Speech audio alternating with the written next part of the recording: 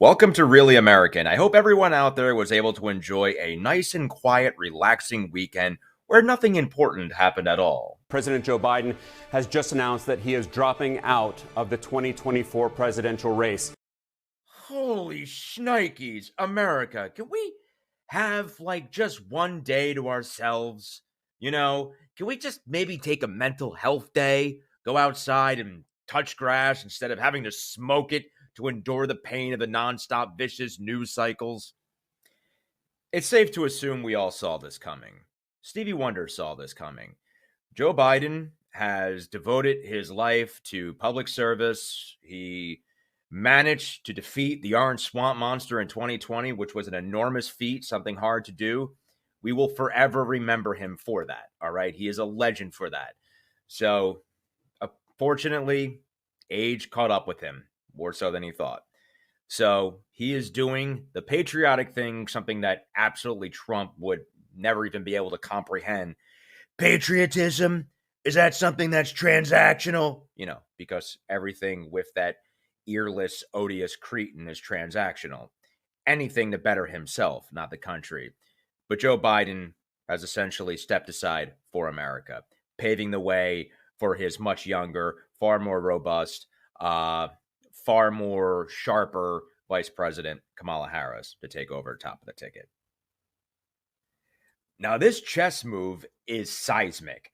Kamala Harris is already getting tons of endorsements, has garnered millions and millions of dollars in donations in just 24 hours.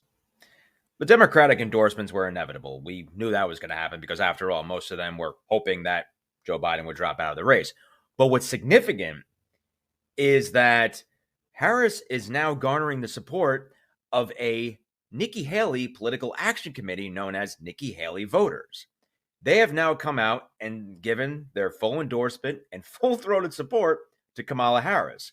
They were previously for Joe Biden, and yet they still remain in the Democratic column and are supporting a Kamala Harris run.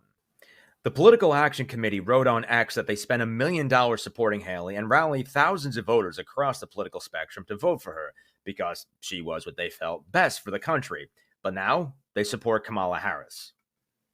Now, even though the former South Carolina governor and United States ambassador had her issues, had her problems, she was a little too cozy with Christian nationalism, she was actually kind of Republican classic, as I like to call it. Like before the psychos and all of the performative weirdos like Garbagey, Taylor Greene, that now drag queen Matt Gaetz got involved. She kind of is a throwback to just having a diametrically opposed view on the size and scope of government, which was indeed the classic distilled philosophies between conservatives and liberals. But when you're a feckless, power-driven, typical politician like Nikki Haley is, you basically compromise your entire principles and values, if you had them in the first place, and completely contradict everything negative you once said about Trump and completely simp for him at the tyrant coronation, which was the Republican National Convention. President Trump and we used to asked me think Mitt Romney to was a convention flip-flopper. in the name Jesus, of unity. Nikki. I think we're going to be Donald seeing your own Trump line has of my flip-flops at strong shoe stores endorsement, across America. period.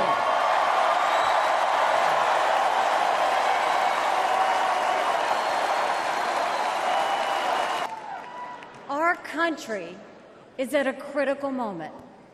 We have a choice to make. For more than a year, I said a vote for Joe Biden is a vote for President Kamala Harris. After seeing the debate, everyone knows it's true. You don't have to agree with Trump 100% of the time to vote for him. I'm here tonight because we have a country to save.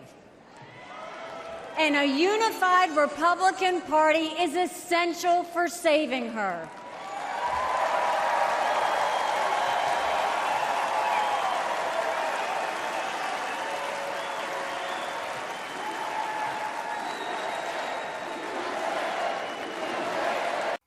And we used to think Mitt Romney was a flip-flopper. Jesus, Nikki. I think we're going to be seeing your own line of flip-flops at shoe stores across America. Tonight, world events on the road to the next GOP primary contest. In South Carolina next Saturday. There, both Donald Trump and Nikki Haley have had their own electoral success. Mr. Trump winning the state twice for president, Haley elected twice as governor. But tonight they diverge over the sudden death of imprisoned Putin foe Alexei Navalny. Donald Trump is going to side with a thug who kills his political opponents.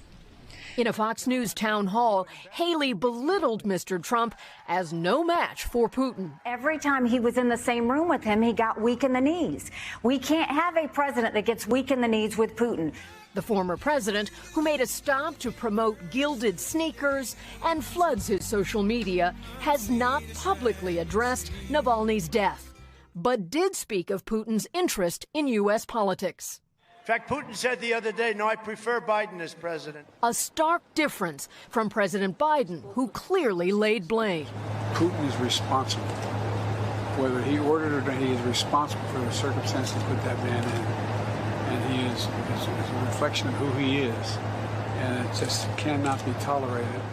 The fallout, a mix of grief, protest, and revulsion that a 47-year-old political prisoner died, no cause known. Today, the Senate's top Democrat called on the House Speaker to pass Ukraine aid to stop Putin. Navalny's death makes it more urgent that we pass the National Security Supplemental. The bipartisan bill currently sits at the feet of Speaker Johnson, and Putin is watching. Back now with Kelly. And Kelly, tonight, Nikki Haley, I know, is ramping up the pressure on Donald Trump over his lack of response to Navalny's death. Exactly. Haley is posting on social media to point out that it's been, quote, 2 days and counting, and Trump has not spoken about Navalny. And that highlights this as a key foreign policy difference. Kate? Thanks for watching. Stay updated about breaking news and top stories on the NBC News app or follow us on social media. Oh, Nikki, Nikki, Nikki. You could have had so much promise. You could have been the chosen one in the Republican Party in that festering sewer of crony corrupt shitweasels. You could have actually had principles, stood on them, maintained them. But no, turns out you're a feckless, spineless coward, and you took the easy road in hopes of securing a nice, comfy, powerful cabinet-level position while paying homage and bending the knee to that deranged, psychotic, orange tyrant. I'm Michael Hayne, and this is Really American. If you like our content, go ahead and hit that subscribe button right now. Talk to you later.